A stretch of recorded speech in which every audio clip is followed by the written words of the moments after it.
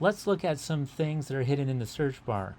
So let's just type in an A up there, and you can see a lot of the groups. You can have a Unicode name, well, Unicode pages rather. Uh, shows you what encoding page this is found in. You can search for an encoding page.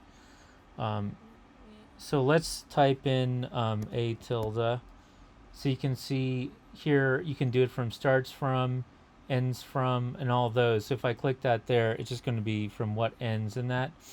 Now if I just wanted to what starts from that, then I get all my versions of that here. Now suppose I wanted to just find stuff that starts with AT. Then you push AT there, you can put a start from. But suppose I want to have AT, but only the stuff that has a certain suffix, certain ending. So I put star and then put SS01. So let's click that. And then here's my things that contain AT at the beginning and SS01 at the end.